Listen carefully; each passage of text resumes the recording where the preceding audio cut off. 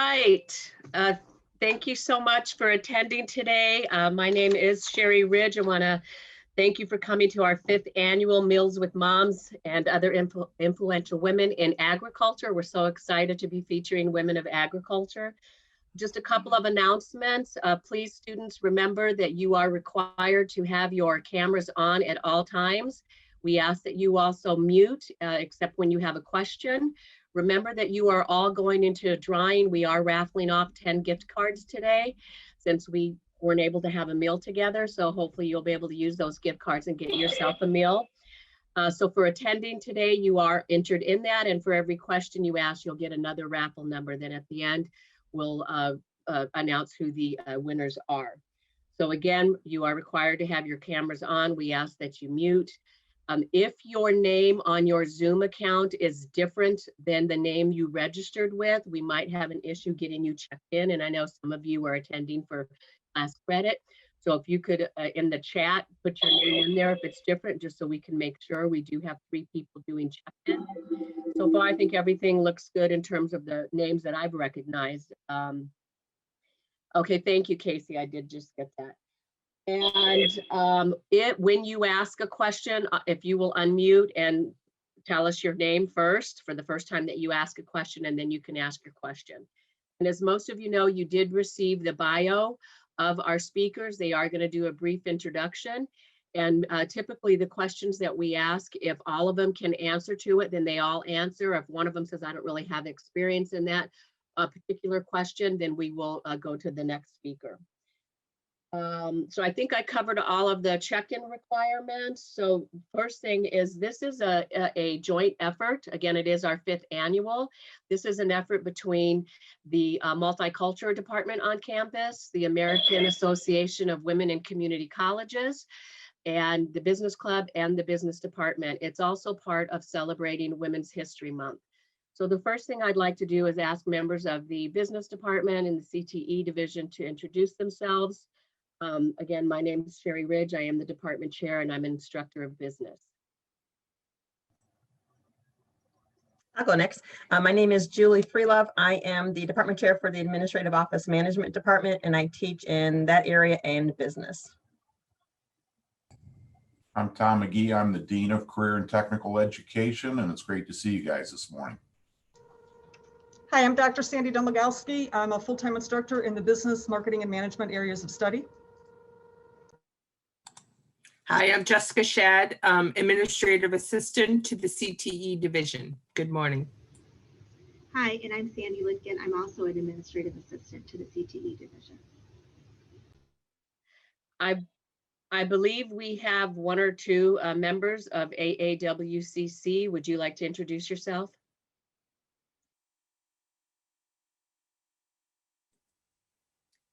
This is Cindy Scardino. I'm the coordinator of records and curriculum management at the college.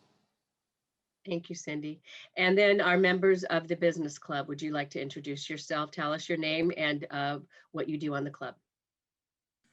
Good morning, everyone. I'm Maddie Borst, the president of the Business Club. Hey, everyone. I'm Jacob, and I'm the current treasurer of the Business Club.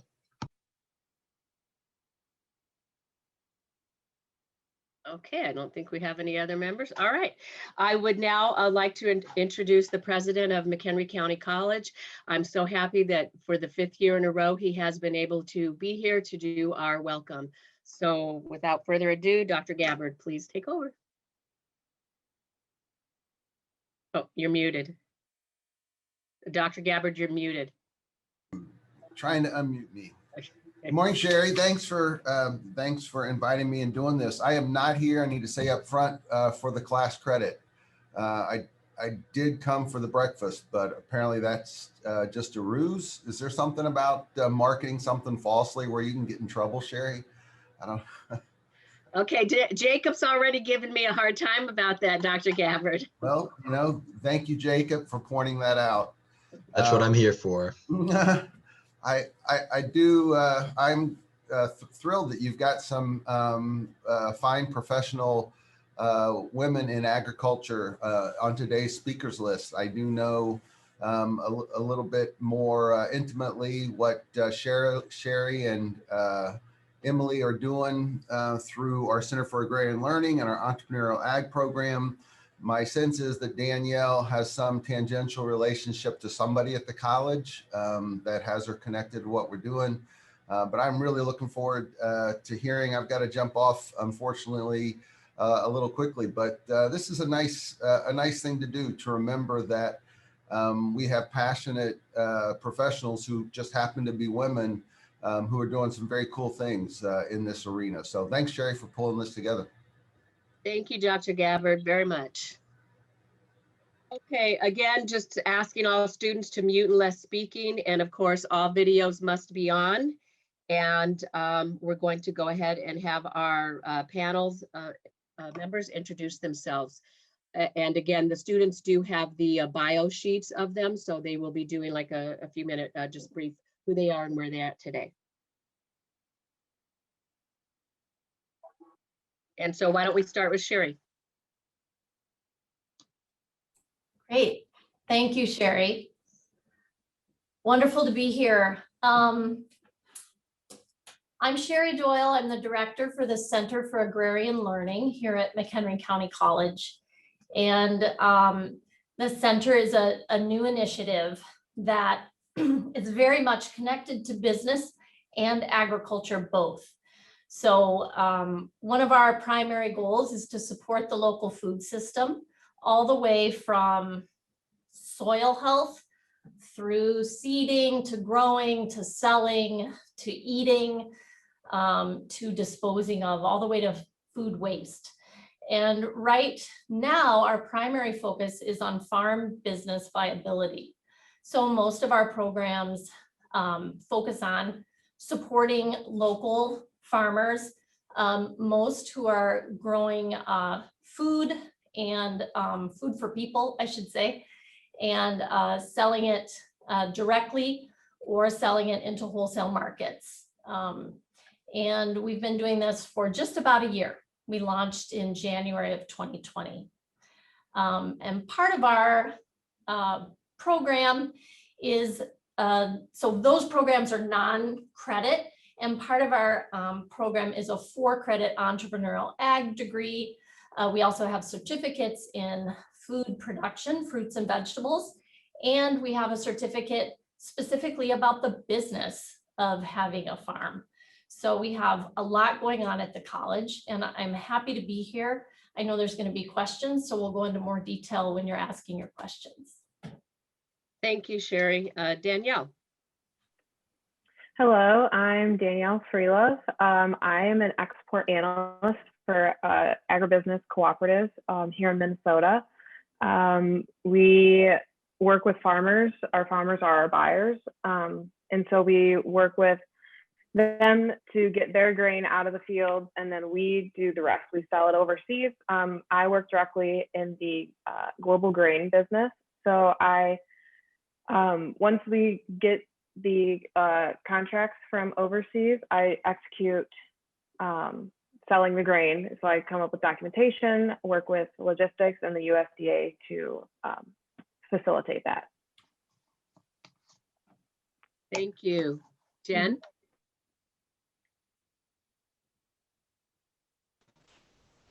Hi, everybody. Thanks for having me.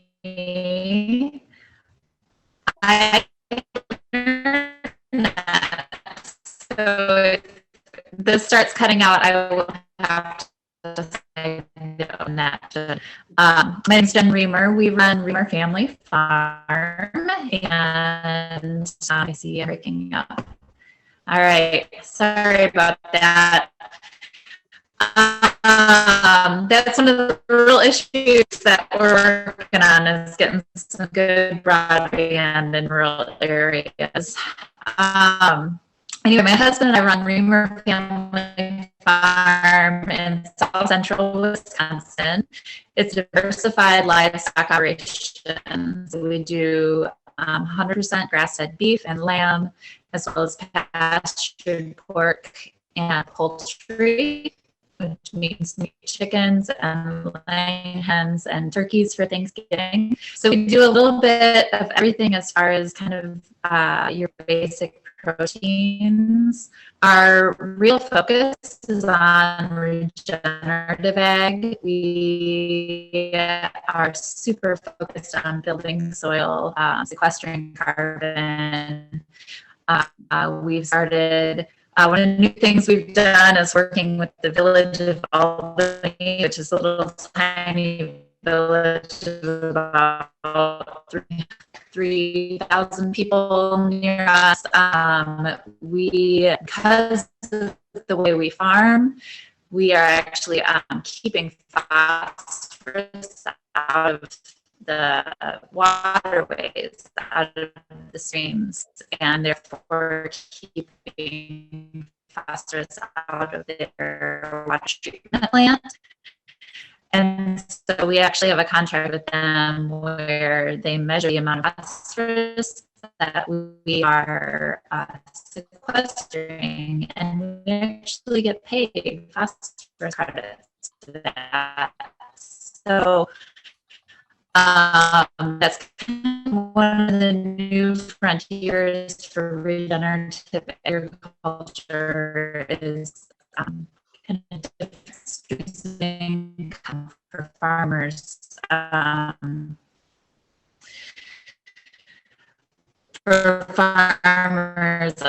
sorry, I'm breaking up. I don't know.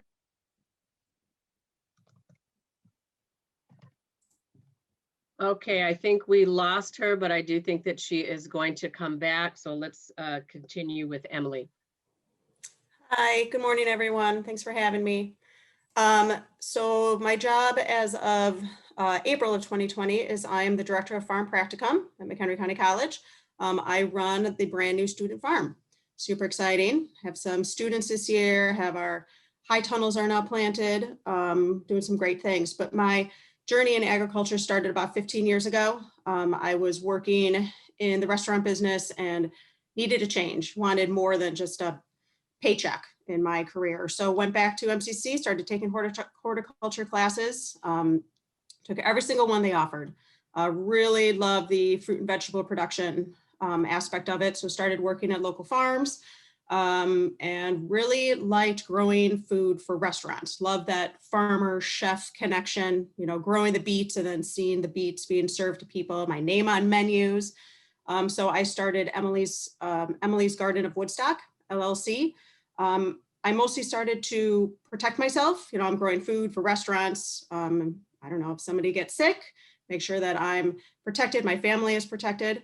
And grew for restaurants in McHenry County, but then continued to, I ran the Loyola Ecology Campus Student Farm for 4 years. I worked at a nonprofit in Barrington called Smart Farm, where all the produce is sold to area food pantries, not sold, donated to area food pantries. And then that led me back to MCC. So I kind of did a full circle, but I've kept my Emily's Garden the whole time, just as more of a hobby now. I don't own my own land, so I'm on a piece of borrowed land in Woodstock. Yeah, it's really great, but I'm happy to be here.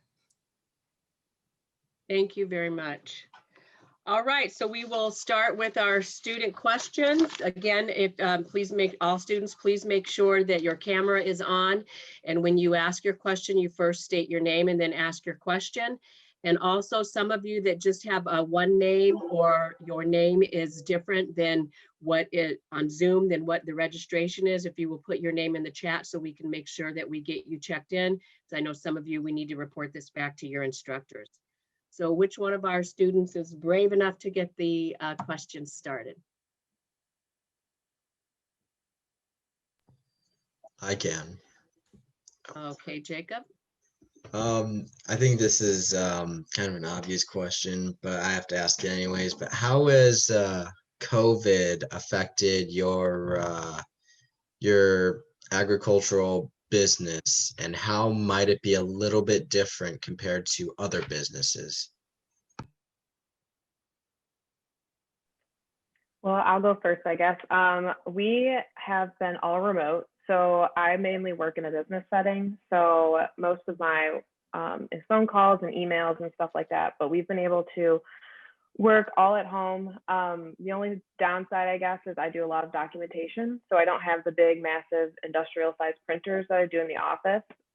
But because we are considered essential, we are still allowed to go to the office. We just have to just kind of, not all of us are there at the same time. It's just like a few people at a time.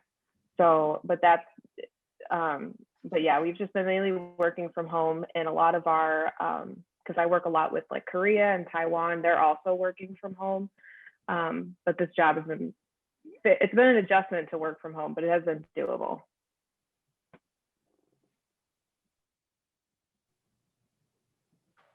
Okay.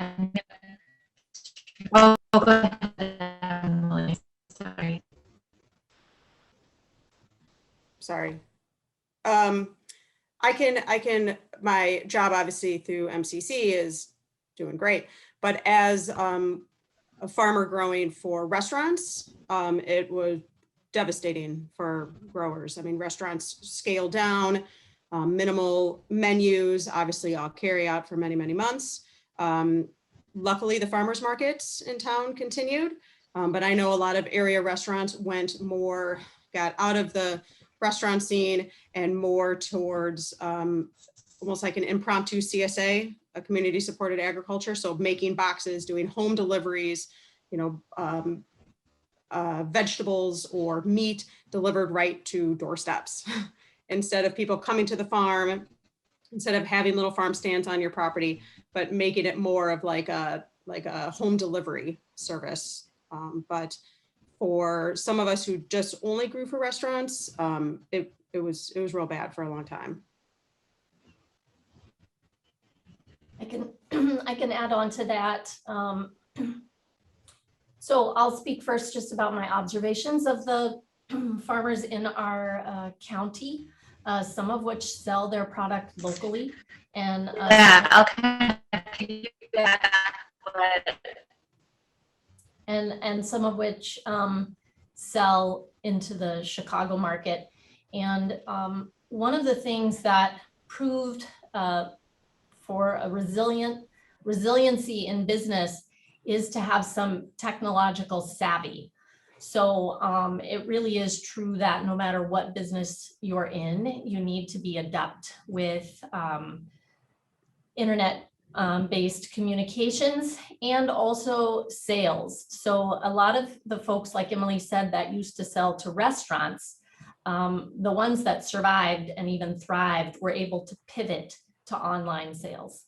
And that was those that stumbled through that for a couple months. I mean, our growing season is only 6 months long. So if you stumble around for a while trying to redirect your product, unless it's a frozen product, maybe like Jen Reimer's, if you have a fresh product, that's very hard to market quickly if you aren't able to shift your sales channel. Here at the college, I have turned my interest in farming into a job that is an administrative job in basically farmer education.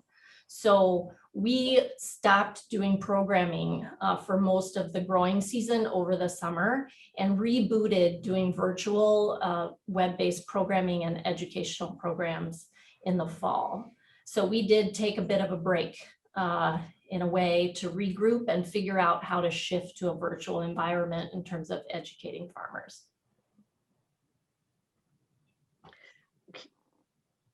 I'd like to ask a follow-up question with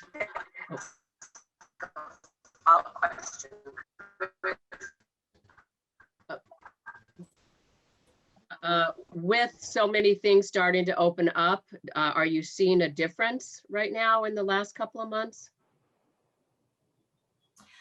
Not really, mostly because we deal with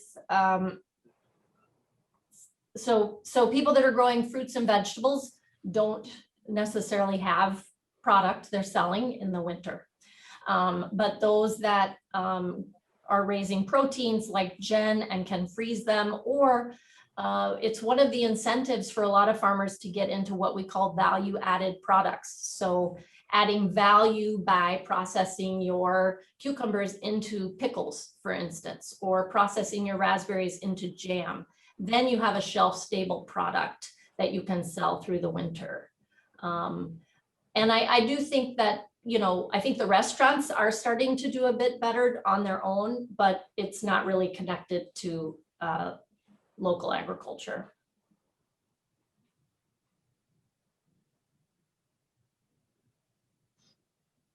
Hi, my name's Regila. I have another follow-up question. I was wondering how much of a season did you miss out on last season? If it was the whole thing, what do you expect to be different this upcoming season when you start growing and producing food again?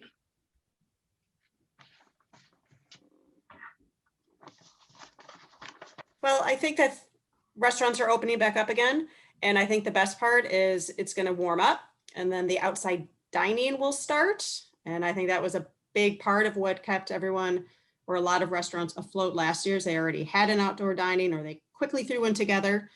So that will definitely help. I mean, it's only March 11th. So even on a super normal, everything is regular year, there's really not a whole lot of produce coming out of the garden right now anyways.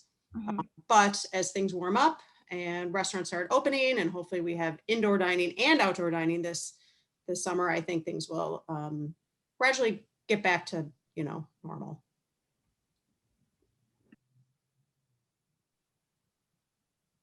Do you have our other speakers?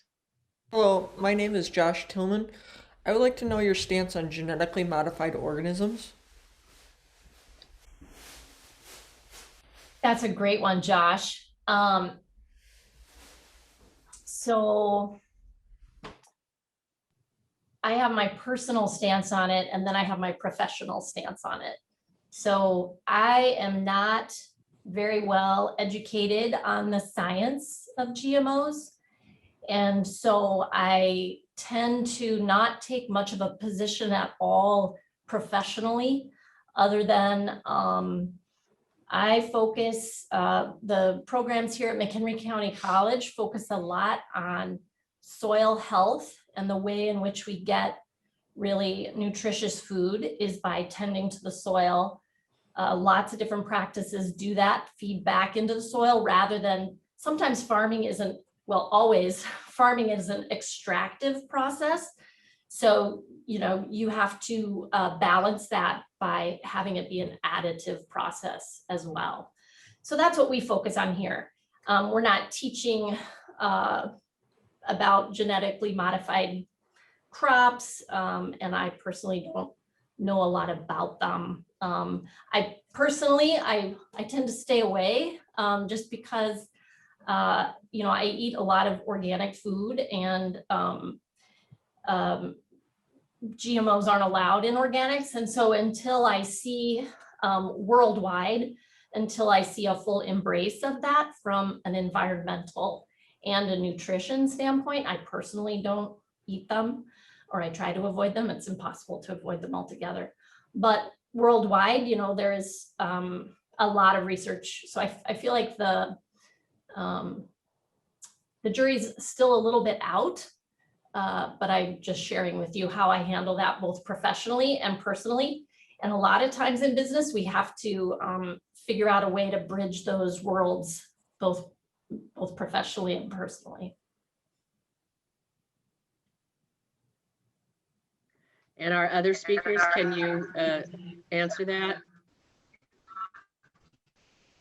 I can answer. Sure, I can jump on that if video is.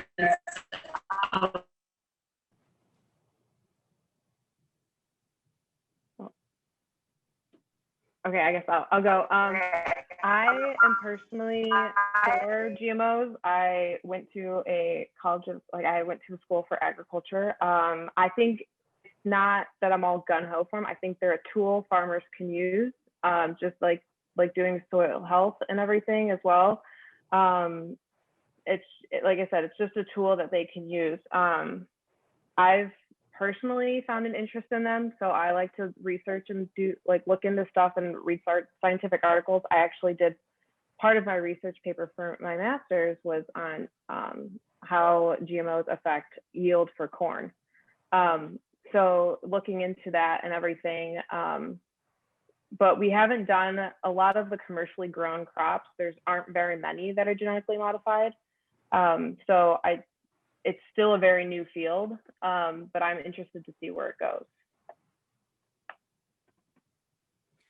And for me,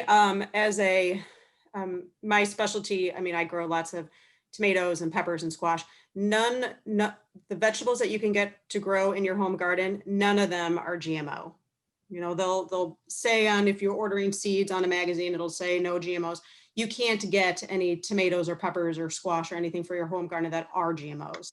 They are, the corn and the soy and big product, but for a home garden, they're just not available. So me personally, I don't grow any because I'm such a small scale.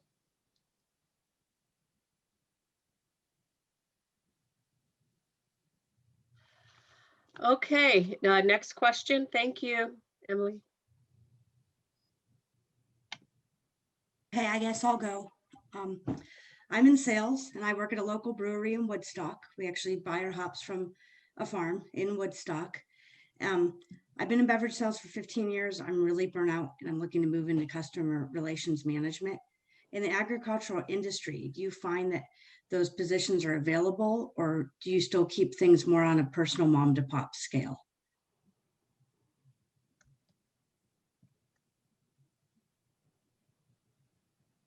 Good question, Catherine. It's a very good question. I mean, customer relations, I guess I would have a question about that, because there's direct marketing customer relations where the end user is the person you're connecting with, but you could be a large corporation and your customer is another business, so customer relations in my mind plays out in almost every business. If you think about an organizational chart, right?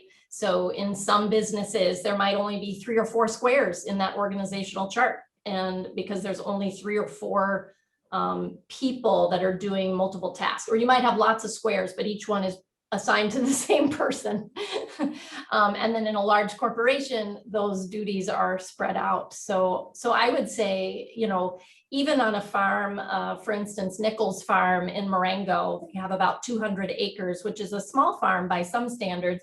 It's a very large farm by the vegetable direct market standard. And so they have a large enough staff that they do have people that sell at their farmers markets, or they organize their sales to restaurants, or they organize their CSA subscription, and they are not farmers, they're salespeople. So I think there is room for that once you get into a certain scale. If it really is just a sole proprietor LLC that maybe an individual or a couple is running, then you would need to have all the hats on. You wouldn't just have a customer relations hat on.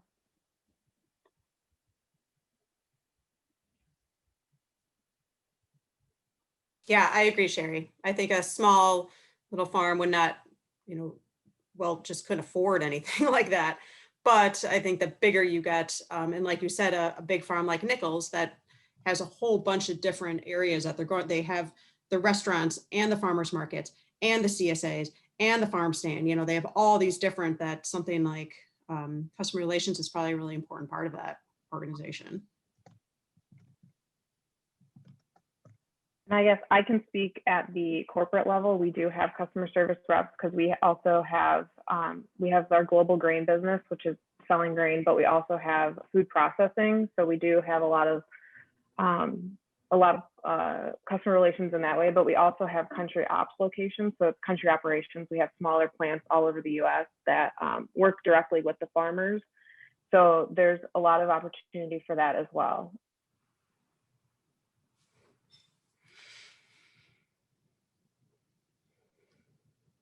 Okay, next question. We're trying to get, as a note, we're trying to get our other speaker to be able to get on through the telephone. So we have sent some messages. And then just another final reminder is your cameras do need to be on. However, I do understand that some students are in a classroom right now that do not have cameras, and the instructor has sent me their names. But if you are not in that class with Dr. Domagalski, you need to have your camera on. All right, our next question. Hi, I'm Victoria, and I actually have a question for Danielle. You mentioned that you work with like Tokyo and Korea. Could you like talk a little bit about that? Because I'm curious. Thank you. Thanks, Victoria. Yeah, so I work in global grain business. So our traders will sell grain to our buyers overseas. So that can be Korea, Taiwan. We do some business with China, Philippines, Indonesia. And so I work directly with the buyers to facilitate that, like the documentation as well as the sale of the grain. So once it's sold, I work with the USDA to make sure all the documents are in order, invoice them, make sure that all the certificates that they need to be able to pick it up on the other end is good to go. So we work with customs, we work with a lot of entities to be able to facilitate that. So every morning I wake up and there's about 100 emails from overseas, talking to people from, like I said, all over. Pretty much we do a lot with Asian countries.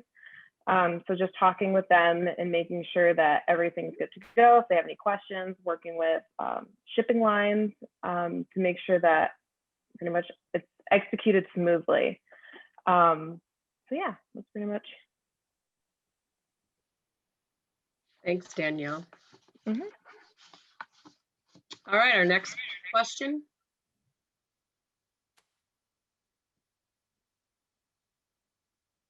Hey, everybody, this is Jen. Can you hear me now? Yes, Jen, yes. Yay, here I am. Awesome.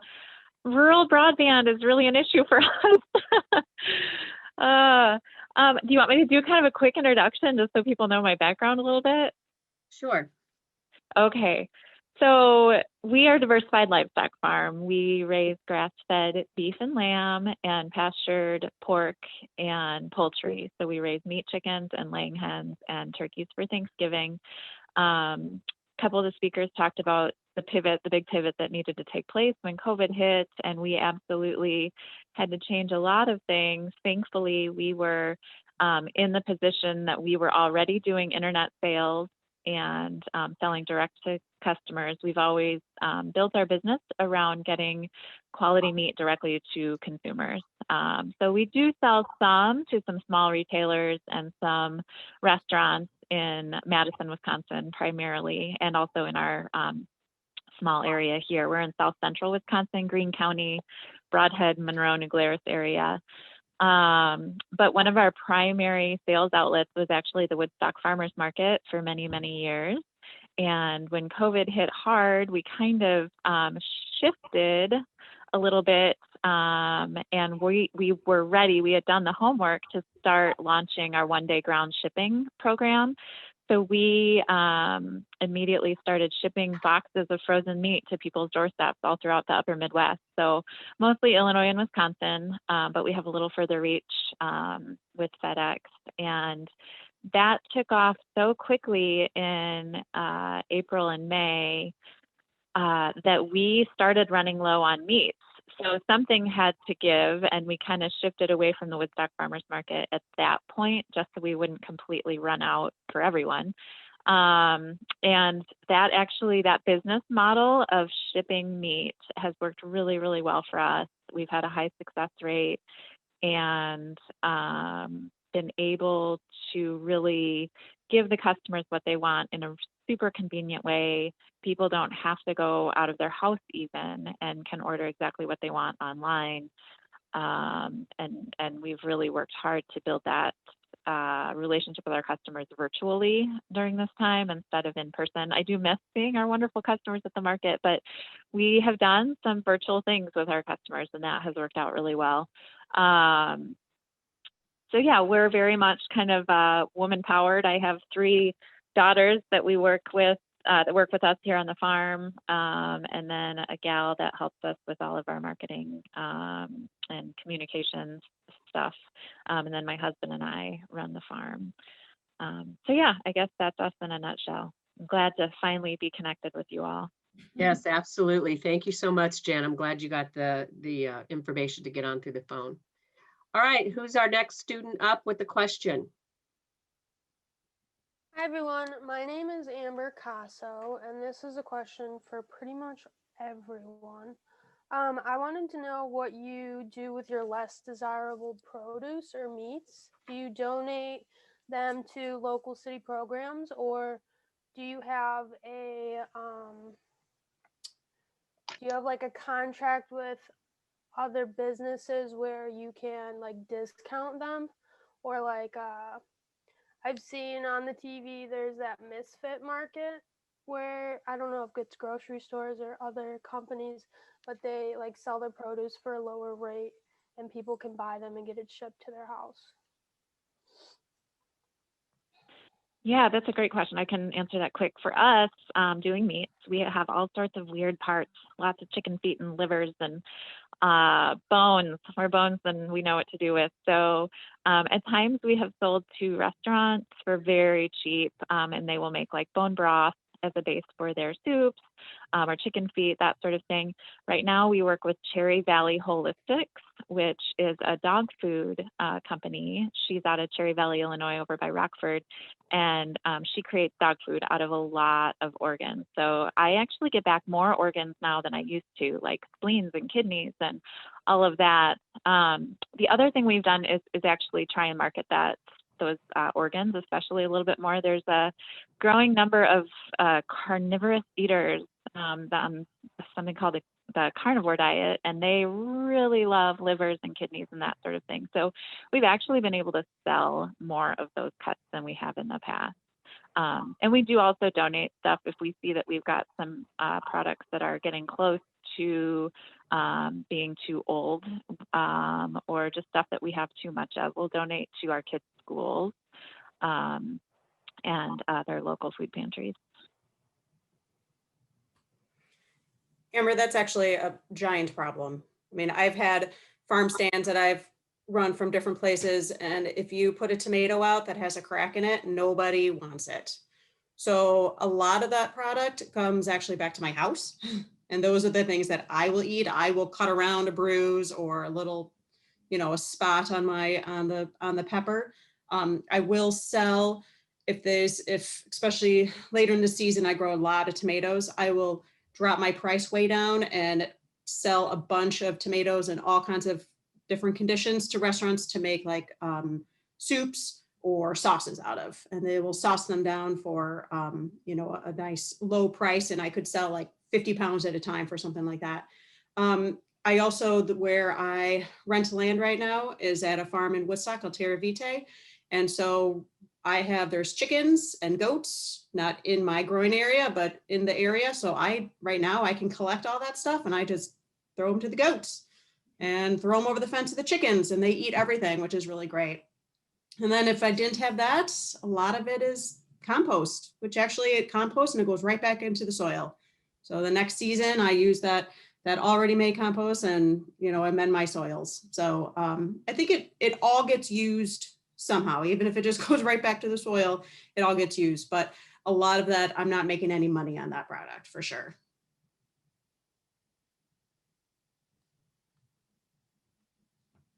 Sherry or Danielle, did you want to answer to that, or? No, I don't have anything to add. Okay. I don't either. Okay, thank you. One of our students, again, who's attending via her class, so she does not have an audio or camera, she sent a question, and it's from Alyssa. And her question is for Jen. Her question is, what inspired you to raise beef opposed to other kinds of meat? Yeah, our farm has a long family history of raising cattle. My husband's grandfather started the farm in 1927. So actually our specialty pub burger is called the 1927 burger. They had Herefords forever. And so that's what my husband grew up with. And so when we moved back to the farm, that was sort of a natural choice. Our land, we have 280 acres. So it's plenty of land, and we shifted from the production model that his dad had been doing, which was just conventional corn and bean row crops and selling livestock into the livestock auction. We knew we wanted to do things differently and that we weren't going to be able to make a profit doing that on what's a relatively small farm for row crops. So we started doing rotational grazing on our pastures. We turned the entire 280 acres into pasture over time, and we move the cattle daily during the growing season. And we just have really, really good soil for finishing cattle. We learned several years back when we had a cow-calf herd and our finishing cattle that the cows were getting too fat because we had too good of grass and legumes and clover for them. It was just too much. So we have really shifted to doing what suits our land the best, which is finishing cattle and then adding on the sheep. They eat the pasture a little bit differently than the cattle, so that's a really good partnership there. And then adding in the pigs, who again, they treat the soil and the plants differently. So it all is very symbiotic, and just what suits our farm best. I think that's kind of the first step when farming, is figuring out what your land really needs. Thank you. Yeah. Next student question.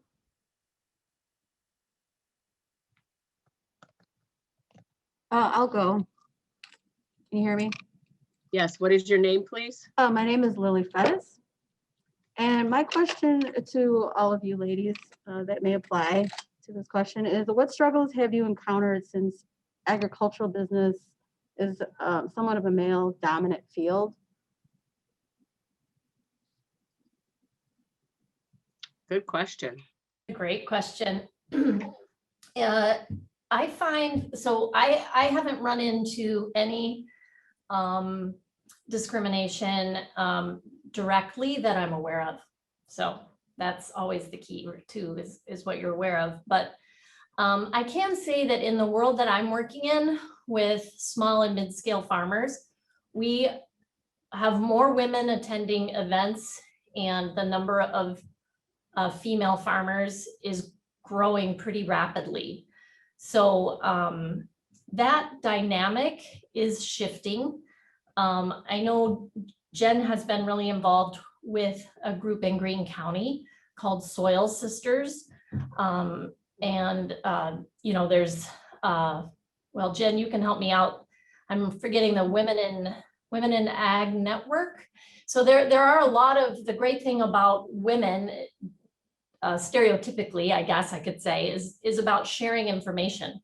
So there are a lot of good networks that support female farmers.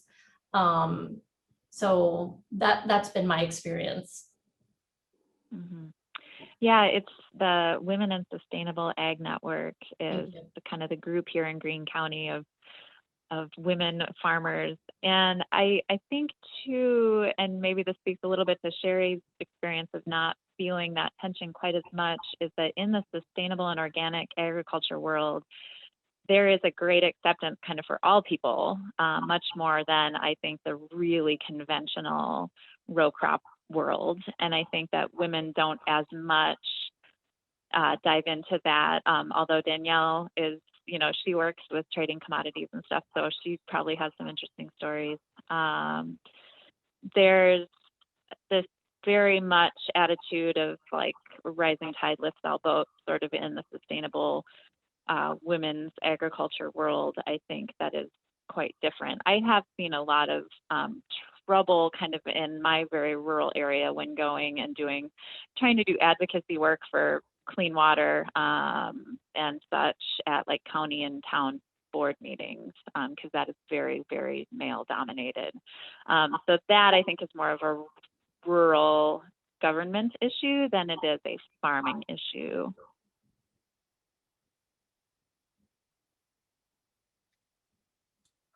For my experience, I've been in a bunch of different settings, I guess.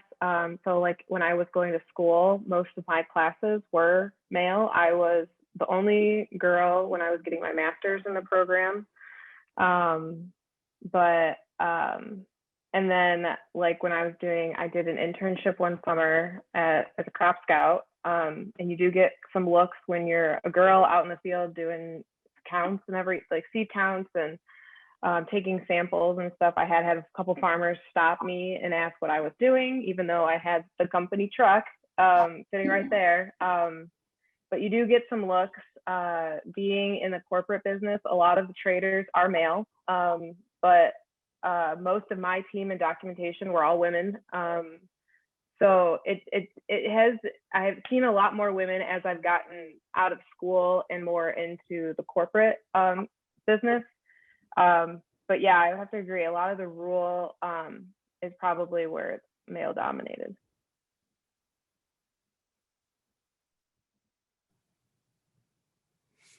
Yeah, I personally have, second what Sherry said, I personally have not run into any trouble besides, as Sherry once said, farm splaining, as somebody visiting the farm and mostly a male telling you what you're not doing, how you're doing it wrong, but that's in everything that we do.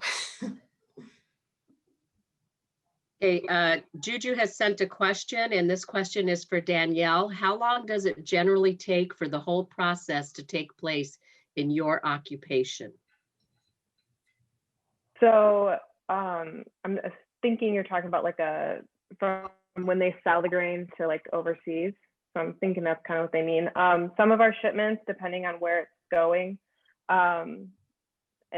lately we've had a lot of soybeans going to Taiwan, and that can take anywhere from 10 days to 2 weeks, where some of our shipments going to Indonesia can take like a month and a half. So it just depends on where it's going. We're kind of at the mercy of the shipping lines. So we can make like a reservation on a boat, but it depends on, because I work mainly with containers. So we fill shipping containers with grain, and it all depends on if there's enough, if maybe they overbooked a boat and they have to move it to the next boat. So we are at the mercy, but it really depends on where it's going. Thanks, Danielle. Next student question. Hi, I'm Lisa. I just had a question for all of you guys in general. Are there any harmful misconceptions that you'd like to speak to for anyone entering an agricultural field, or anything that was surprising to you in a good way or a bad way when you started getting into your field? That's a good question, Lisa. I'll jump in real quick, something that comes to mind just almost off the top of my head, but in the farming world, there's a lot of talk about the small margins and that no one gets into this field to get rich, right? So you're not going to make much money, blah, blah, blah. And the thing that has always troubled me a bit, because that's actually true, but the thing that troubles me is that it gets said like a joke. It gets, I feel like there are business models where people can make a good living and that we should strive for those, rather than sort of saying, well, this is just how it is. Yeah, we just like to work outside. We don't, the joke part of it, I don't think supports moving forward or coming up with different models that do create a bigger income and a better quality of life. I'm going to piggyback on that a little bit. I absolutely agree with what Sherry just said. And I think there needs to be a mindset shift in farmers that it's okay to make $1. Like there's just an expectation, I think, among so many farmers that we're just going to live dirt poor. And it is hard. It's very hard. But when we find those business models that work, we need to really go for it and teach others how to do it. The other misconception I think that I've really run into a lot in the past 2 years is this pitting environmentalists against farmers, this one or the other. We've been fighting an industrial farm near us, kind of fighting for the regulations to be followed, basically. And the whole narrative sort of gets told as like those crazy left-wing environmentalists versus the real farmers, But I think the, farmers throughout all of history have been the caretakers of the land, and we still should be. So we as farmers need to be both the environmental advocates and producing really amazing food for people to eat. So that narrative I would like to see flipped on its head more.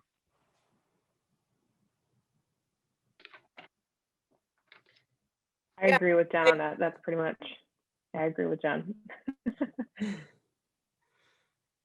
Yeah, I agree with all of that. I think that if you are jumping into this field and you don't know that it's going to be hot and dirty and sweaty, then you're just kidding yourself. And I think too, you have to kind of think in this area in the Midwest, when winter comes, there is very little money to be brought in if you are, only growing your peppers and tomatoes and stuff. So I think that was kind of, I knew that was coming my first year, but it still kind of hits you after November. You're all cleaned up and then like, oh, wait, I don't have anything else coming out of the garden for like 3-4 months. So that part, you have to adjust, you have to figure out. And I think a model that can change, depending on your market, depending on where you are. I've had people ask me, I'm trying to, grow for restaurants in the area and it's not working. Okay, well, that market might be saturated in your area. So you need to find something else. Maybe it has to be a specialty product that you need to sell, or get into grocery stores, or, there's other parts that you can get into. And I think people are focused on one, and you need to diversify and find what is lacking in your community. But it's definitely hot and sweaty.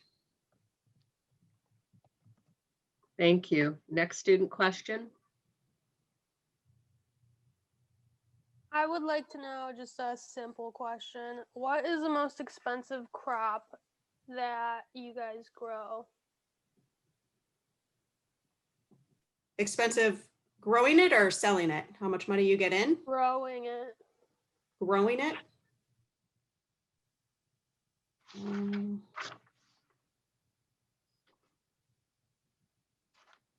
Well, if that's easy for us, it's beef. Cattle are very expensive to purchase. Cattle are very expensive to process. So that's our crop is obviously the grasses in the ground, but our product, if we have problems or if we have to sell cattle to a co-op at a loss, that's a really, really big deal for us, as opposed to an animal that has less than, a year on the farm, like a lamb or a pig. Those are much easier if you want to get into farming, chickens first and then pigs and lambs would be the way to go. I can just speak a little bit. My farm business that I haven't talked about much because I don't have that hat on right now is growing seedlings and selling those to home gardeners from a greenhouse. It's a very part-time business. And there are some pepper seeds that are crazy expensive, like almost $1 a seed. And then there are some that are less. So you really have to, if I'm gonna sell a plant all said and done for $4, I can't have a 50 cents even in the seed, because there's so much other there's labor, there's pots, there's soil, there's so much other expense, there's heating the greenhouse. So peppers, I have found, can actually be very not profitable, basically.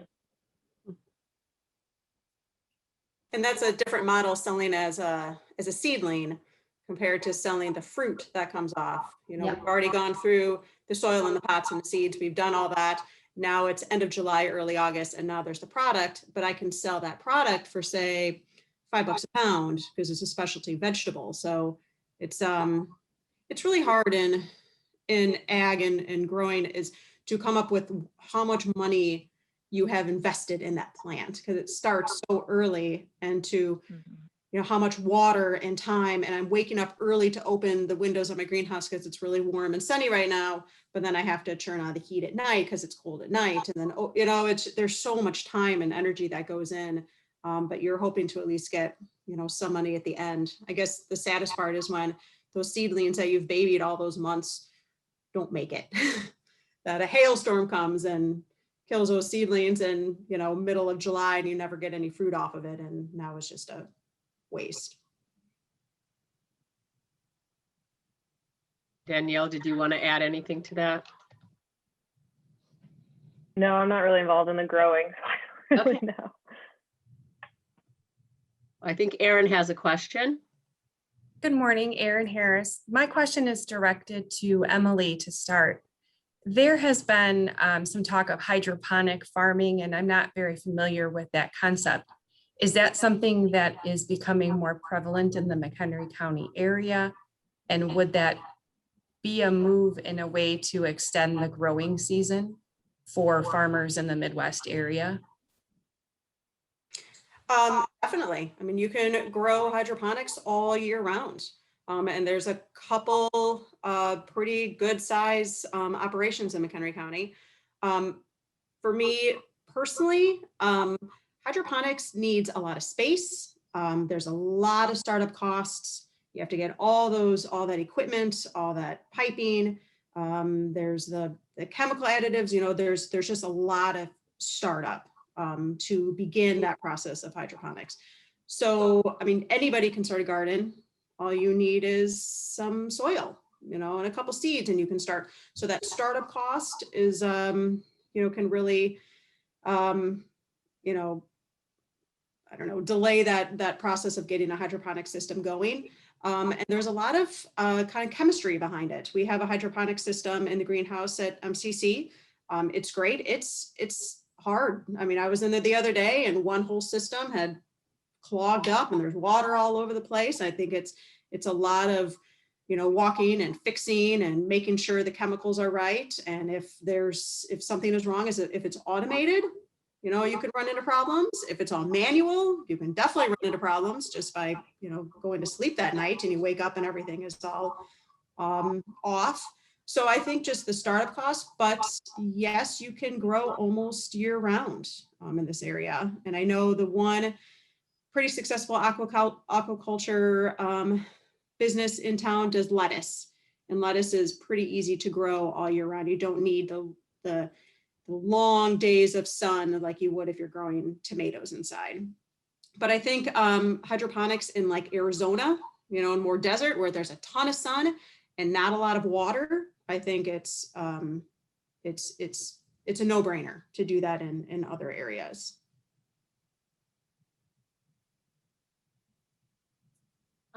Erin, yeah, I would just add to that. I think it'd be interesting to see a study of what's not just the expense, but you know, the environmental expense as well as the monetary expense growing X number of heads of lettuce in a local hydroponic system versus shipping heads of lettuce from Florida that's grown in the ground and driving it up here. You know, something super specific. There probably are studies out there and I just need to go look for them. But that would be interesting to know the cost, both monetarily and environmentally, to compare those two systems, I think.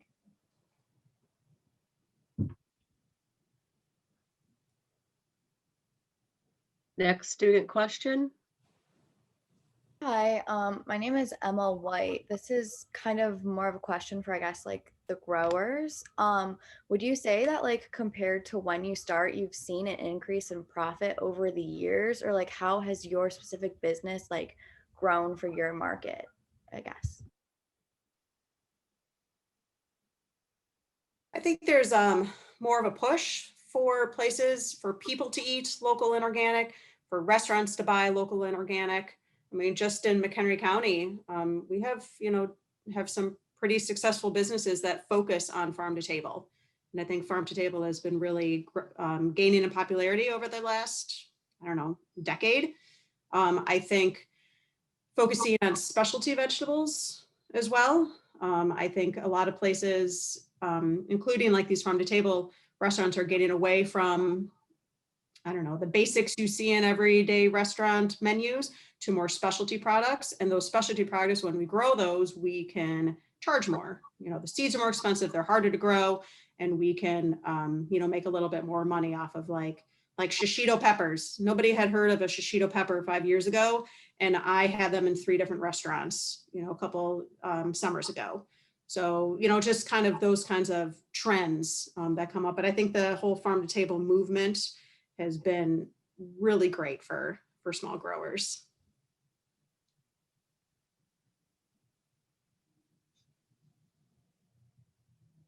So just to touch on that, maybe a little indirectly, for us, and I think for growers in general, the more you can sell directly to customers, obviously the more margin you can capture. So getting started, we needed to sell to co-ops and sort of more wholesale buyers. But as we've grown over the years, we've shifted more of our sales directly to the final eater, which is definitely the way to go, so that you can realize more of that margin. But, you know, when we have decided we're going to graze some more land, we're going to grow again, we need to tap into those wholesale markets again, just to get that product moving and then kind of catch up with the growth of selling direct to the customer, because that's always going to be a better margin, but it's more work. It's definitely a whole nother job when you're communicating with all sorts of customers, as opposed to being able to just communicate with, you know, a few business buyers.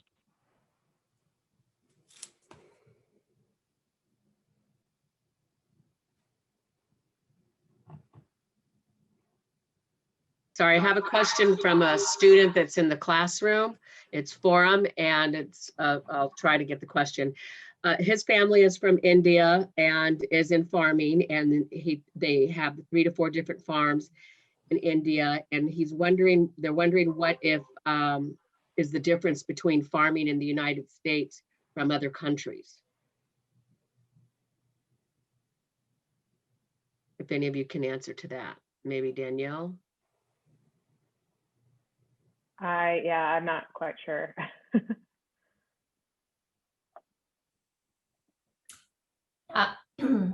Yeah, I'm sorry. It's interesting to mention India because there's been a lot in our newspapers about the struggle of farmers in India, which has been going on for decades. But most recently, a lot of protests, and the suicide rate is incredibly high in India among farmers. It's higher than it is in the United States. It's also high in the United States.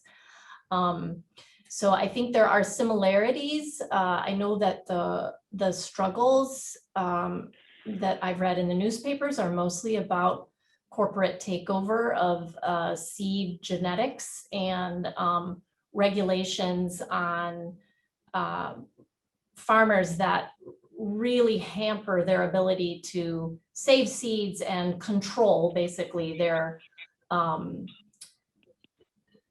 sources. When you can control your source of seed and soil amendments, then you can often do it a little less expensively than if you don't have control. But that's all I know, is that there are struggles in India that are making their way into our news just in the last couple months.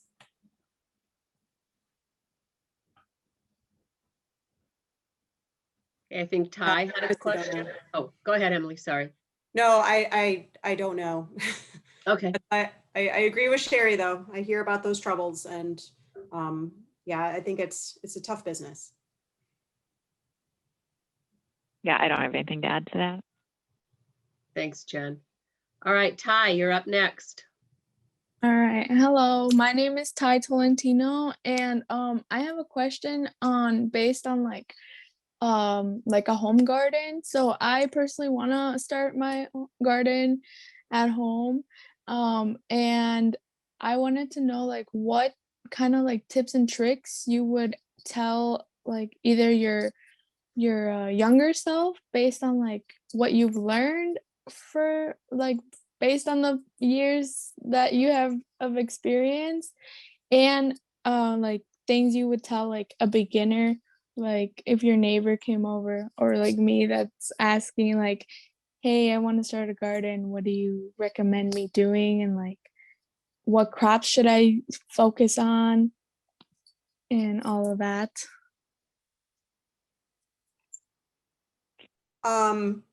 So I think the best advice I would give a beginner is just because something doesn't work one year, try it again the next year. There are so many reasons why something doesn't work, and most of the time it's not your fault. I never take the blame if something doesn't work in my garden. You blame it on the rain, you blame it on the cold nights, you blame it on an early frost. Just, just move on the next year, try it again. And because every year is different, and every year something will thrive and something else you can't get to grow at all. So I would start small. I would start with a couple of everything. Kale is really easy to grow. Grow a lot of kale. It'll make you feel good because it'll grow well. And then just grow a little bit of everything. Look up things. Don't just, one of the very first years when I was growing something, I tried to grow broccoli on the side of my house in total shade. I mean, just do a little research and realize what part of the season, there are warm plants and cold plants, and just look up when, because there's nothing should be in the ground right this second. And your pepper should not be in until June, but your kale can probably go in and, beginning of May. So just look those things up, because one cold night, if you plant your garden too early, one cold night will take out the whole thing. So just do a little research, make sure you're planting, at the right time of the season, and then put a whole bunch of compost in your soil.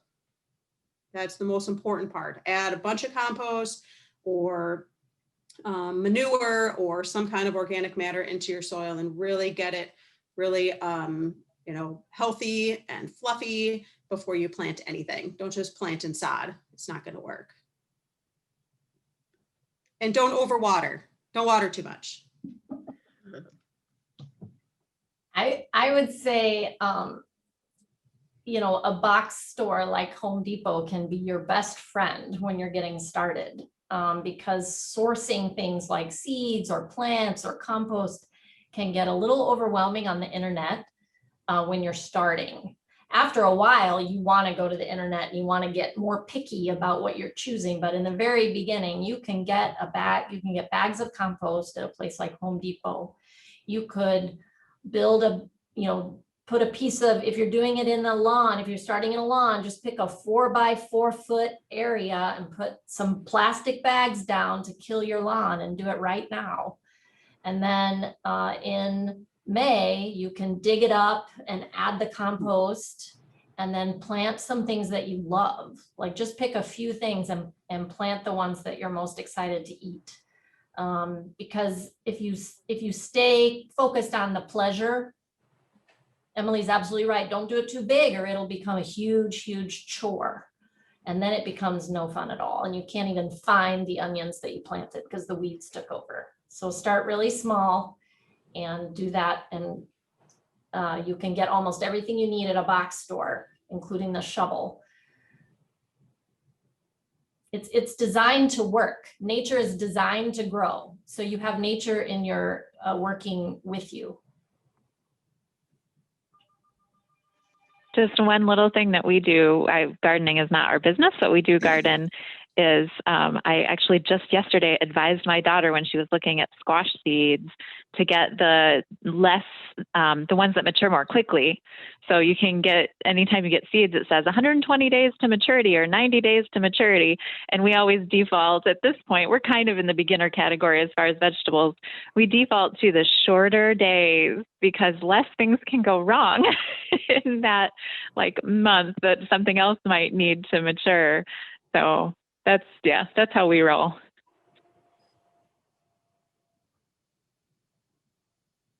All right, I think Christy has a question.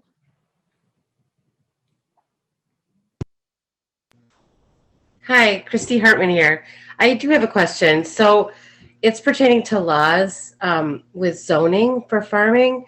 So let's say I pick up some property up north, near the border of Wisconsin, and I want to build, a house on it. Can I just start using some of my property and, farm there? Is that something that, or do you have to have special zoning to do that? I think Jen will be able to talk to this really well, but zoning is very particular to a location. So I would recommend going to your county zoning office. Your village or your township zoning is also an issue, but I know in southern Wisconsin where I live in Lake Geneva, if you're zoned ag, you can do pretty much anything you want. If you're not zoned ag, then there are some things are allowed and some things aren't. And it's always a good idea to check out those regulations before you dive in and spend a bunch of money.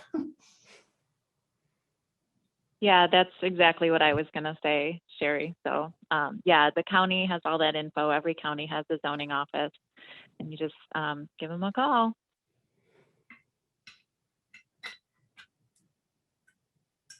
Or pretty soon go meet with them in person, because it's really good to remember that those zoning people can seem a little, I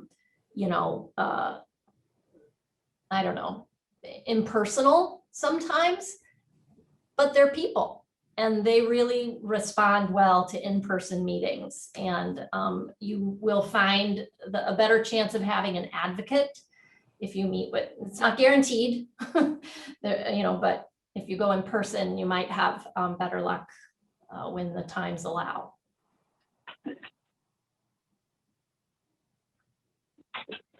All right, I have a question from Alyssa, who is in Dr. Domagowski's class. This question is for Emily. As far as setting trends in the crop market, do you advertise new types of crops to the restaurants, or do they come to you for the new kinds of ingredients? They come to me. A lot of times the chef or the owner has eaten at a restaurant in, Chicago, in a different place, and they come back saying, hey, I had this thing, can you grow it? And if I can find the seeds and it's not, a tropical tree, I will definitely try to grow it. So I think almost 100% has been people coming to me and asking me if I can grow it. I've had some heirloom peppers. I had a restaurant want these specialty Spanish peppers from Spain. I can't think of what they were called.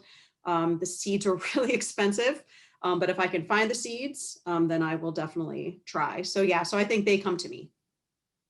Emily, if I could do a follow-up, what's been the most interesting that you were not able to find or that you were able to find? What's been the most, wow, I never even heard of that? Most of the product I had never heard of. I'm not a chef at all. So, when these specialty things come around, I had never heard of. It's mostly peppers. It's mostly specialty peppers. I've had a Spanish, there's a little tapas bar I was growing for a little while, and they wanted Padron peppers that they had eaten when they were in Spain. And they're little peppers that they saute and have dipping sauces. And so I grew those for them once. The shishito peppers was another, big thing for quite a few years.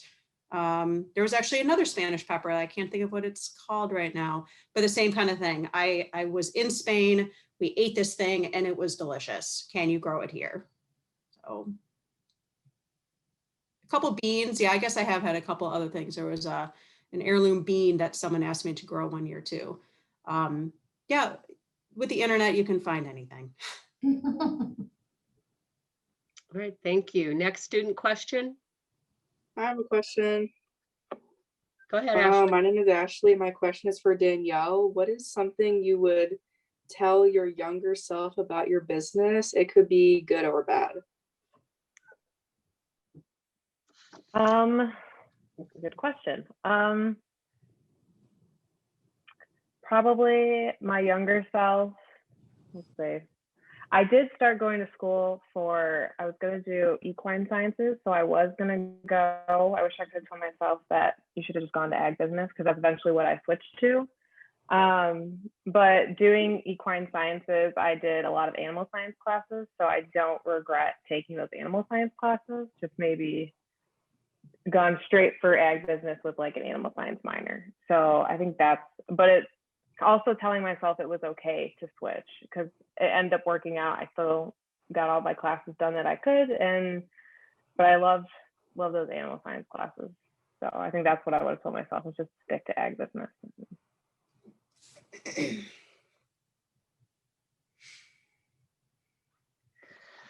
Okay, any other student questions? Yeah, I actually have a. Oh, go ahead. Oh, go ahead. No, it's okay. Go ahead. Okay, Please. so my question is, what would be the most profitable business in agriculture? Is it like the meat market? Is it the selling of your seeds, Danielle? Or is it, growing and selling to restaurants?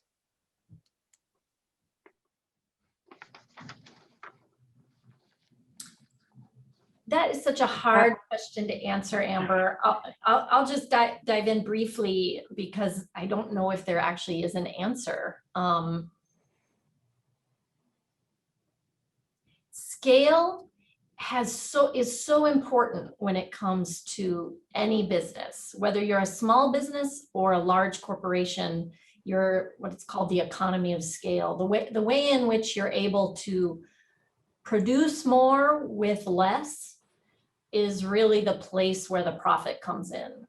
So you could be a large corn or soybean farmer with really amazing, expensive tractors and growing on a lot of land, and still not make much money, because somehow the scale of what you're producing with what you have to put into it isn't matching up very well. And the same thing, you could be a very small vegetable grower selling at one farmer's market, and you might, in relationship to your expenses, you might be making pretty good money, or not at all. So it really is important. The training you all are receiving in business is very important, because the planning that goes into figuring out the appropriate scale is what's going to determine the profit. So that's not a very interesting answer, but it's the truth. I was just going to add too, on the big scale level, on the corporate level, when we're selling our stuff, a lot of it is, some of it's political for us. A lot of it, we have to deal with tariffs. So it depends on what's going on. We also have to deal with shipping lines. We had a period in the beginning of COVID where, when China was all shut down, we couldn't get containers back to the US to send more stuff out. So it just depends on what's going on in the world.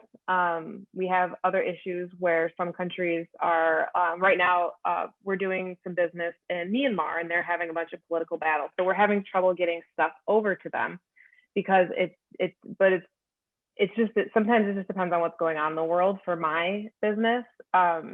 So it varies from day to day. Yeah, I'm going to piggyback a little bit on what Sherry said. It absolutely, I don't know that there's a one answer for that, but I think it starts with your goals, your quality of life goals. Like, what do you really want your life to look like, and where do you want to be in 2 and 5 and 10 years? And for some people, growing a small vegetable plot and selling at a farmer's market, that's great. But realistically, setting financial goals that fit with that, and considering, do you have a partner, and is that person working outside the farm or on the farm or whatever? And then your scale of what you're doing will match what your needs and your lifestyle goals are. So you got to start with what you love, because if you go into something thinking, I'm going to make a lot of money doing this, and you absolutely hate doing it, it's not going to last very long.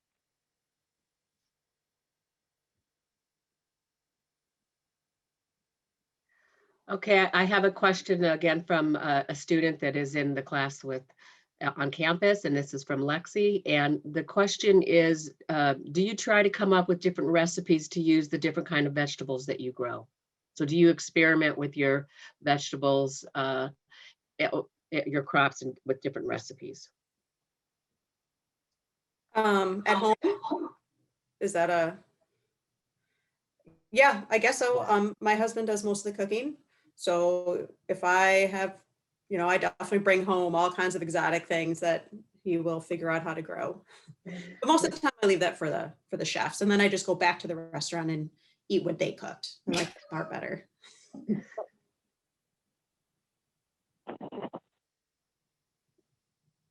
Jen, did you want to comment on that? Oh, I could. I mean, we try really hard to communicate with our customers. We have a blog on our website that people will go to find recipes, especially for cuts of meat that are a little less common. But we're not great chefs either. I mean, it's funny, the farmer often ends up eating frozen pizza, right? Because we're outside till 8 o'clock. But we do share the gems that we discover or kind of rework recipes that are out there. But gosh, I mean, we put out our own stuff, but I often will send people to Google and say, there's just so many great recipes out there that we don't really have to reinvent everything. Yeah, but to have to a marketing standpoint, having a lively blog and new content on our website is really, really valuable to draw people to our products.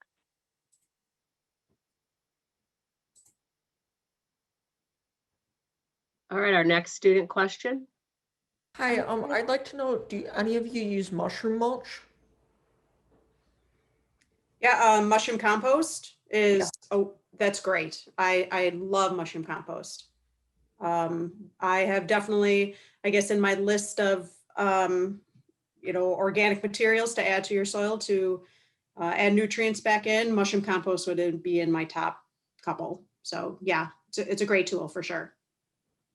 There's actually a mushroom farm not too far from here. It's about, well, from the college, it's probably 40 minutes, but it's just over the state line in Wisconsin called River Valley Ranch. And they grow mushrooms, and you can't keep using the same growing medium because mushrooms pull, they pull what they need out of the soil, and what's left is amazing for gardeners, and they sell it by the bucket full. You can just go up there and fill up a bucket, or they bag it. So if you're interested in adding something like that to your garden, it's a very good source of mushroom compost is that River Valley Ranch, just over the state line. And they have lots of other good consumer products as well. Yes, you can buy lots of yummy food there. Well, yes. They do pickling, and they make pasta sauce, and they usually sell at the Woodstock Market. That's right. All right, next student question. I had a question. Oh, you Go can ahead, Izzy. Go ahead. It's fine. Me? Let's have Izzy go, and then we'll have Sean. Okay, so this is for the women who grow produce and they also like raise animals or cattle. This actually might be kind of a silly question. But like what percentage of your produce that you grow goes into feeding your cattle and raising your animals, if any at all?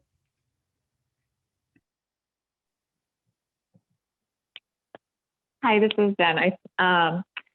We graze, 100% graze our cattle and our sheep.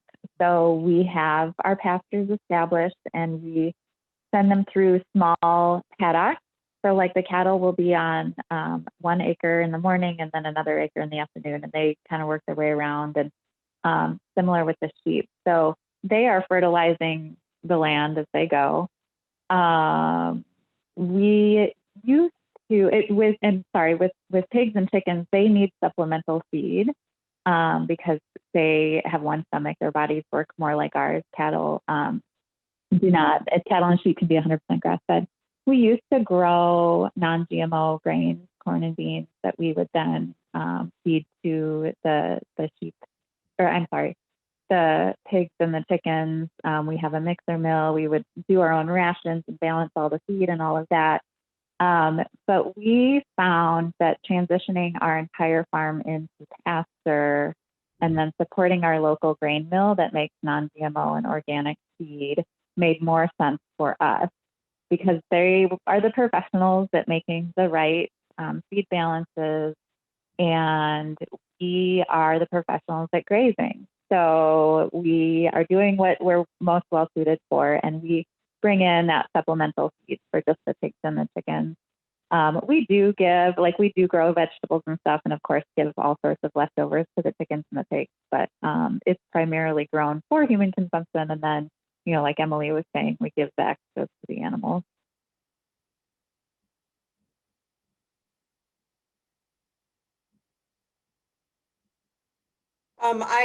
Just where I grow, there's animals at the farm. So they will take the ugly rotted fruit. They like that. And at the end of the season, I pull out all the twine and stakes and everything else. And then Terra Vitae comes in and brings the pigs in to my garden.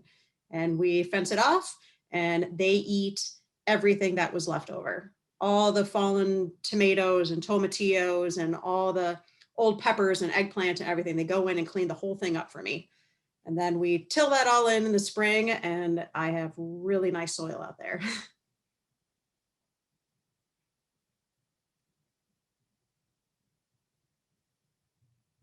All right, I believe Casey had a question.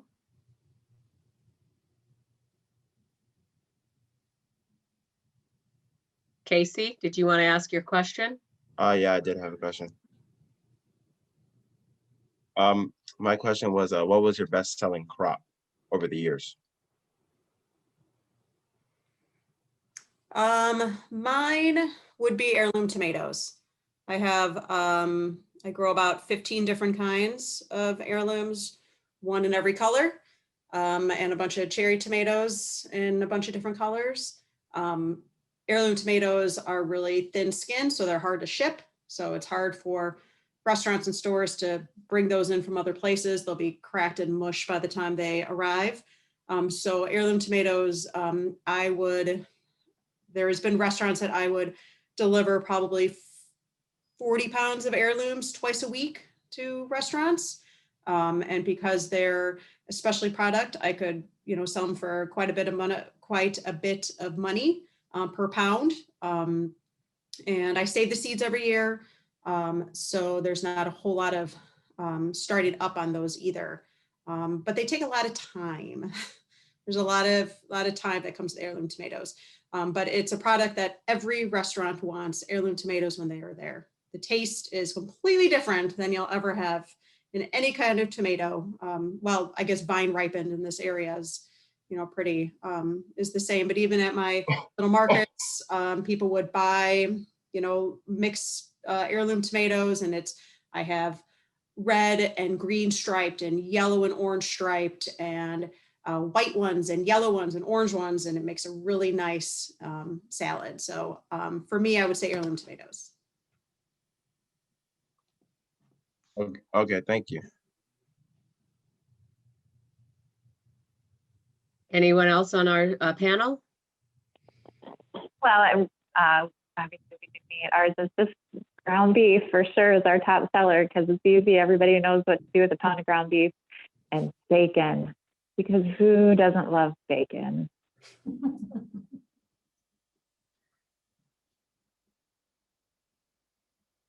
All right, our next student has a question. Yes, I have two questions actually. So I'm going to start out with, my name is Sean Lee, and thank you ladies for your time today. After all of your experiences throughout your career or even academics, if you were given an opportunity to go back and change anything, what would you change, if anything? I would have started a lot earlier.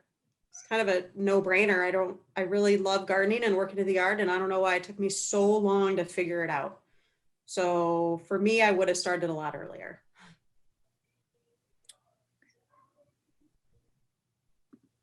I personally don't really have anything that I can think of that I'd go back and change.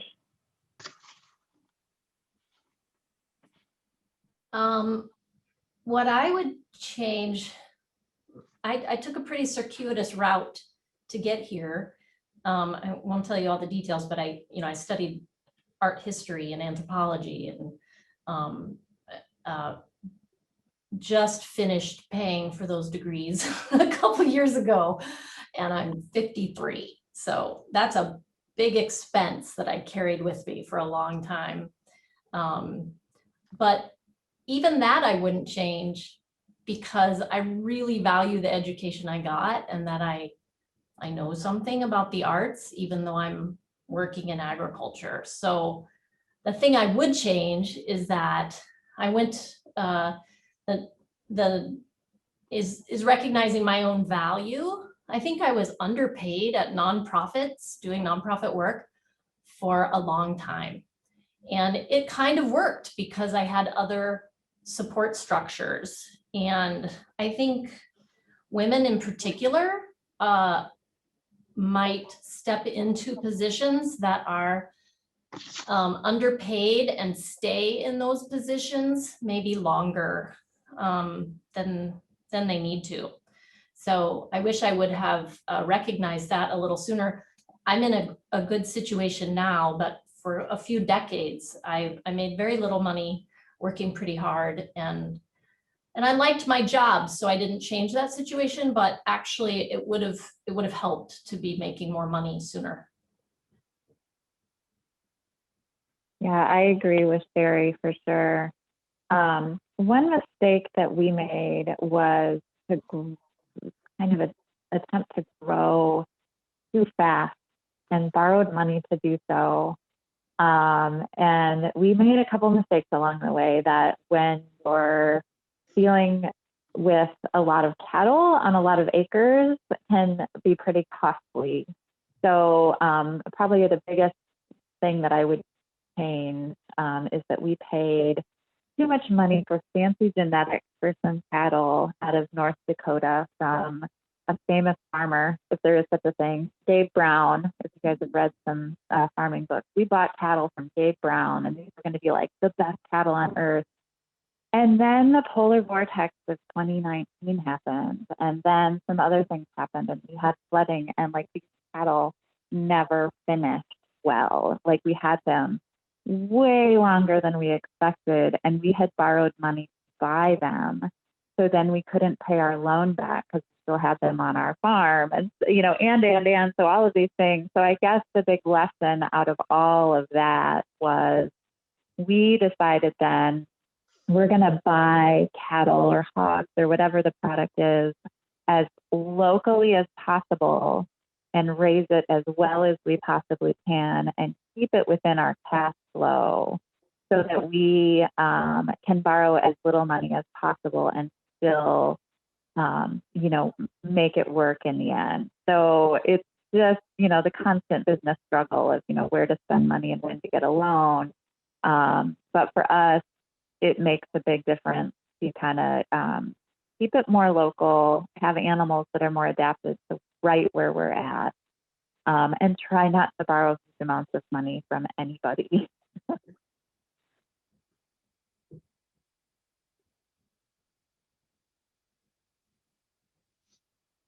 To piggyback off of one of the answers, I think it was from Sherry, this would be for Danielle. Do you find that being, amongst a male-driven, career, that you have the opposite in regards to demand and salary, that you find that, because people are trying to hire more women in these areas, that you find yourself having more offers or maybe better salaries than you expected, as opposed to your male counterparts? I think that's a really good question. When I was applying for jobs, there were quite a few jobs, but they weren't like direct. Obviously, they don't flat out say that they want women or whatever. Like I said before, my department is mostly women. So I think we have one guy that works in our close circle. So and like both my bosses are women. A lot of the males are in the traders. So like they're the ones trading the grain back and forth on the market and stuff like that. But in my area, most of the women are, we're doing documentation and stuff like that. But I have seen over the past few years, there are more women trader, which is encouraging. One of the ladies who works she trades the grain for our container department. She's really good at what she does, and so it's encouraging. I personally don't know if I would ever do trading. It seems pretty stressful, but it is encouraging to see that they're really encouraging women to join. And we do have, with my company CHS, we do have an organization within CHS. It's called Women in Leadership. And so it's pretty much men and women can join, but it's a majority of women. So they have little groups, they put you in little groups, and it's kind of like your little team, and you guys can talk about stuff that's going on at work and just like what opportunities there are. And it's supporting women in agriculture. And so it's really helpful to see what other women are doing in the business and just different experiences. So yeah. Thank you. I have one more question if I can. And this is for everybody, because I think everyone would have a different take on this, from, a small scale up to a large scale. For profit and loss for all of the companies that you've been involved with in agriculture, what do you find is the hardest, that your company takes a hit from? Is it more of the elements like weather, or is it more of the, economic part of it, standpoint? From shipping or any accidents or anything like that would take part in, hindering any part of the sales part of the business? On a lot of farms, the biggest hit in terms of profit and loss is labor. And that doesn't just mean labor that you're hiring. I recommend that people that are starting a new farm business add themselves in to be paid. Most farm businesses take what's left over at the end and consider that their pay. But if you work it in right from the beginning, it can be $9 an hour. But to work that in as an expectation for pay, and then maybe later that's an employee that you're paying $9 an hour, but that is worked into your profit and loss, because whether it's your own time or people you're paying, it can be 50% of your overall expenses. I think for me, as a small grower, I think my biggest loss is either weather related or like acts of God. I've had a tree fall on my peas and just wipe out the whole thing, including the fencing and the cages and everything. I've had cutworms come in overnight and eat all the lettuce that I'd already basically sold to restaurants, and now it's garbage and it's a hit. So I think hailstorms, flooding, deer breaking into your fence when you thought they wouldn't, and for some, wind came up and kind of moved part of my deer fence away, and the deer found and it stuck right in and ate all the beets. So I think for me, and I don't have employees, it's just myself, I think it's weather and acts of God and things that I just cannot control. There's nothing, I really couldn't have done anything different for any of those things.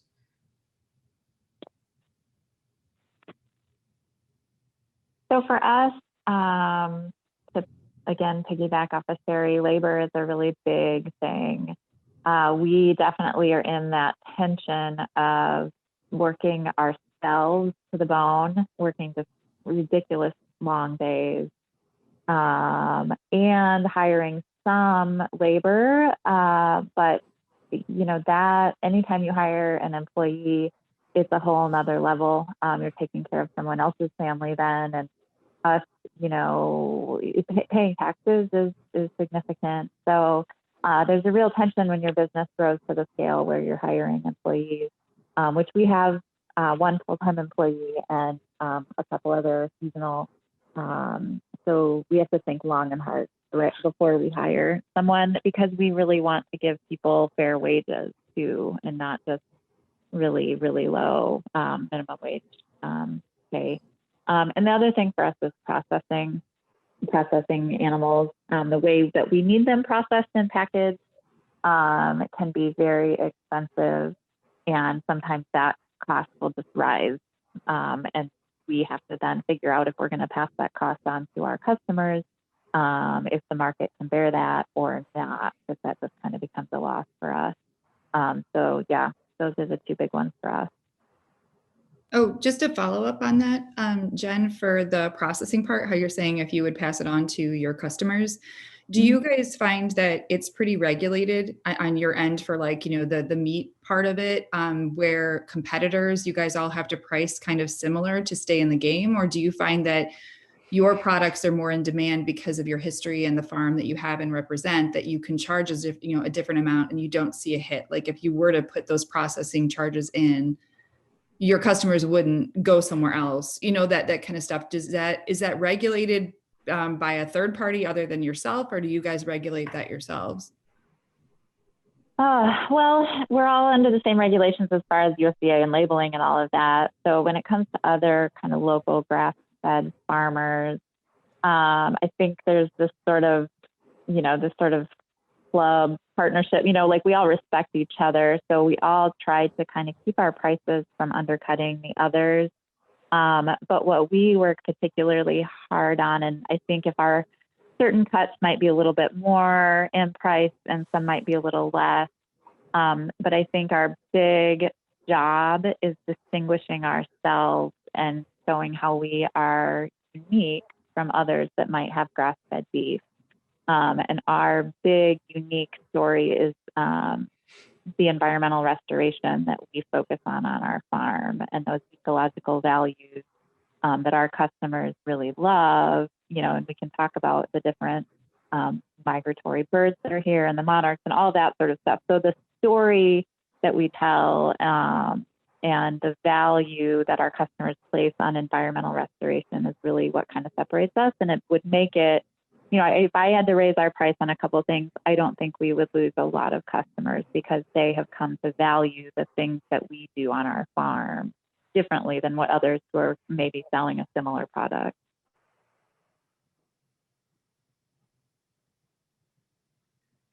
Okay, I have a question from Austin, who is in a classroom on campus, and this is to Jen. Earlier, you had mentioned you opened up direct delivery to customer households when COVID hit. Is this something you believe you will keep integrated in your business as restaurants begin to open back up more? And if so, how will you adjust to have enough product for both sides? Woo. Yeah, absolutely. So we sold to some restaurants and less so obviously during COVID, but they're starting to open back up. We are not really seeking hard after restaurant accounts. We have 3 or 4 really great ones that we'll stick with. So it's a relatively small portion of our business. And yes, absolutely. The one-day ground shipping is our go-to business model. We sell the vast majority of our meat through that channel. Every Monday we go out, we pack boxes, we seal them up, we put them in our walk-in freezer. The FedEx guy comes on Wednesday. People are super happy on Thursday when they get their box. So right now, people around the upper Midwest are getting their beautiful box of frozen meat from Reamer Family Farm. And we really, really like that model because we don't have to leave the farm all day on a Saturday and all day on a Sunday to do farmers markets. I love farmers markets. They're wonderful, but it's really, really hard to farm and be on 10 hours a day on the weekend selling the product. So for us, that's our way forward, is shipping meat directly to customers. And our customers love it. So many of our Woodstock Farmers Market customers have transitioned over to buying online and having it shipped to them. Thanks, Jen. So we have enough time for perhaps 2 more questions. I know that Bianca had a question, if you want to go ahead and ask that. Hi everyone, I'm Bianca. I have a couple of questions I think that can really go to all of our presenters today. So let's say like if there's room for growth or just simple want of like expansion, what are a couple of factors that affect your decision-making process as to possibly considering starting expenses or just essential things that you look for the location of wanting to expand your business? For me, expanding my business, it's a hard thing to think about. So if I wanted to make more money and grow more product, I need more land. Okay, so now I need more land. So now I'm going to need more money to expand that land. But if I expand the land and I'm producing more product, now I probably have to hire somebody. And where's that product going to go? if McHenry County restaurants are pretty saturated, am I now driving 40 minutes to Lake Geneva? Am I going to drive, 45 minutes to Barrington into Lake County? So I think I've always stayed small because that question of expanding and taking out loans and paying more people and driving more, and now it's wear and tear on my car and more time in my car. It's always kind of held me back, I think, from taking it to that next level. I think that's why I've always kept real small, never bought my own land besides, my little backyard that I have here, but I've always been on borrowed land and rented land. And I think it's just made it easier for me to keep it that I can control the whole thing. But I think that's a big problem for a lot of small farmers, is taking that next step. And do you want the debt? And do you need that time? And, hiring people too, that's, as Jen said, that adds a whole new thing to your business. So that's why I stay small.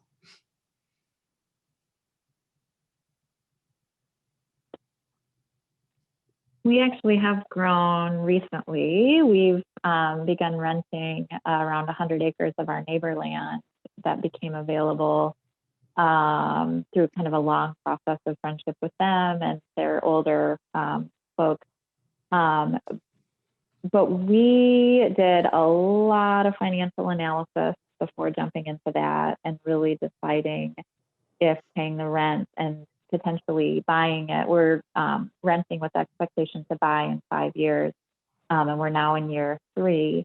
So really analyzing and really kind of taking small steps, because again, like I talked about before, kind of getting in over our head financially, we made sure it could fit within our cash flow model and started with things that we knew we could do relatively easily. So we've been making hay off of that land, putting in cover crops that we could feed our cattle over the winter. And then we're going to plant it into the perennial pasture and start grazing over there as well. But layering on top of that, the ecological services payments that we're getting from like the city of Albany. So growing, but also looking for the simple or low hanging fruit kind of income streams that come with that, because growing too fast can sink a business. So we really just had to analyze long and hard what we could do without having to add all sorts of employees as well. So yeah, it's really heavy decision making when talking about expanding to larger acreage. Sherry or Danielle, did you want to answer to that? Well, I was just going to say that obviously growing corporate isn't really like my decision or anything, but we do have some situations where a majority of like what we sell is soybeans, corn, and some corn byproducts and stuff. But we do try to expand by, we have some buyers that want specialty crops. So right now I'm doing some business with cotton seeds, which isn't normally what we do. Or we've been doing some business with Ukraine millet, which is very new to us. So it's just, that's kind of how we're expanding. We're trying specialty crops out to see if it's viable. We start very small. We don't offer it to all of our buyers, just buyers we've had a lot of business with before, and that's what they're wanting. So that's kind of how we try to grow our business. Yeah, I think that toe dip in, if there's a way to test something, is the best way to go. What Danielle's saying, on a smaller scale as well. Bianca, did you want to ask your next question? You said you had 2 questions? Yeah, they actually answered it with the same, but thank you. Okay, we can take our last question. The student has one? I have a question. Go ahead, Lisa. It's mostly directed at Emily, but anyone else who feels they can answer to the question, obviously, want to hear your input as well. So the conversation has kind of gone towards farm to table and selling directly to restaurants a couple times. What do you think the benefits are of doing that, not just to your business, but to the community and to the restaurants, opposed to just buying their beef and their veggies from like Cisco? It has to do, I think, with the restaurants, the owners, the chefs, and their mentality and the passions that they have. The few that I sell to in McHenry County, like Duke's Ale House. I mean, Zach at Duke's has made it very clear that he is focusing on local and organic, but it's way more expensive to do it that way. So these restaurants and owners and their chefs have to make a decision to pay extra and deal with, Zach is dealing with a whole bunch of local farms for their meat, for his vegetables, for, even just his specialty products, instead of just going on through like Cisco and ordering every single thing he needs every single week from one person, gets one big delivery. It is way more difficult to do what he is doing now, dealing with all of us. And we're texting him and emailing him, and, like my cutworms eating all my lettuce overnight, texting him, sorry, Zach, I don't have anything that I wanted to deliver for you tomorrow. It's all been destroyed, so it's a whole different mentality for restaurants to have to deal with us. So I think it's I don't know, it's a passion that I think they have to want to pay more and deal with the headaches of farmers. And we're late and our stuff is dirty and it's in crates and they have to process it and there's bugs on it because it's organic. So it's yeah, they have to really want to do that. I commend the chefs that want to deal with all of us, for sure. I can kind of speak to like the household kind of person of that. Just in general, people, families have sort of come back to the land in a way with decision making. I think COVID really opened a lot of people's eyes to the industrial food system, to unsafe giant meat packing plants for one thing, and kind of really refocus on really good, healthy food that's going to both like keep their body healthy and keep their local communities healthy. So I always tell people, like, you vote every time you eat. You're voting for the agriculture system that you want to see. And like the chef that Emily was just talking about, he is voting for a better food system by buying from all these farmers and really going through all of the efforts that takes. And I think, households that we sell to and households that buy, the vegetable CSAs, they are really voting for a better, more sustainable food system. And in my opinion, that's the direction we really need to see things going. Yeah, I hope that answered the question. I feel like I just kind of went on a tangent. Sorry about that. Can I add one thing, Sherry? Yes, please. It's a little bit of a plug. So there is, there's sort of transactional situations, right? So you can buy food, you eat the food, you want the nutrition from the food, or you want the taste from the food, right? But there's also this human connection with, for instance, what Zach's doing as the chef at Duke's Ale House and Emily providing that food, and then the people eat it. They actually feel more connected, or they mentally feel better about what they're doing, and that provides satisfaction and health benefits in the same way that the food itself does. And I was super excited, like with Ty's question about starting a garden, because I encourage all of you to, whether you want to start a garden or just grow a tomato in a pot on a balcony or a porch or something, there is something beyond the nutrition when you're connected to your food source in that way, and just experiment. Lettuce is super easy. You could grow lettuce in your windowsill in your house and add that to your salad, something like that. And so the plug is that at McHenry County College, you can take a 1 credit, it's called Intro to Farm Practicum. It's what Emily is teaching this semester. It's just 1 credit, but you spend 2.5 hours a week learning how to grow food, hands-on. So if you're interested in really understanding it better and being able to take that leap in your own backyard or on your patio, you can get some of those tips right here at the college. All right, let's give a big round of applause for all of our speakers. We want to thank Sherry, Danielle, Emily, and Jen. This has been awesome. This certainly is an event that, and Julie can attest to it, that we look forward to every year.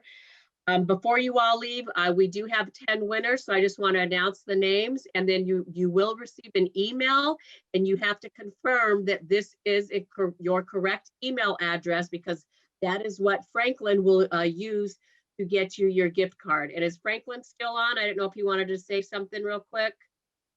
I see him, but perhaps he's unavailable. So if he comes back on, we will let him say a few words, but let me announce who our 10 students are that will be getting a $15 gift certificate.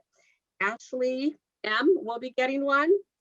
Victoria will be getting one. Jacob Martin, Alyssa, Lily, congratulations. Jojo will be getting one. Forum is getting one. Lexi Zoller is getting one. Josh Tillman, you had great questions. You will be getting a gift card. And then Sean Lee, you as well. You will be getting, all of you again, will be getting an email from me. Please follow the directions in the email and we will get your gift card to you electronically. Julie, did you want to say anything as we leave? My mouth was stuck. I just want to thank everybody, all the speakers. It was a great conversation from, going farm to table to corporate. It just was a really great event. And thank you, everybody. And thank you, students. So many of my students that I have online. I love seeing you face to face, putting some faces with the names, and just thank you, everybody. It was a good event. Thank you all so much, and we look forward to seeing you next year at our 6th annual Meals with Moms. Again, thank you, speakers, so very much. Everyone have a great day. Bye. Thank you. Bye. Thank you. Thank you. Thank you. Goodbye, Mr. Jacob. Later, Sherry.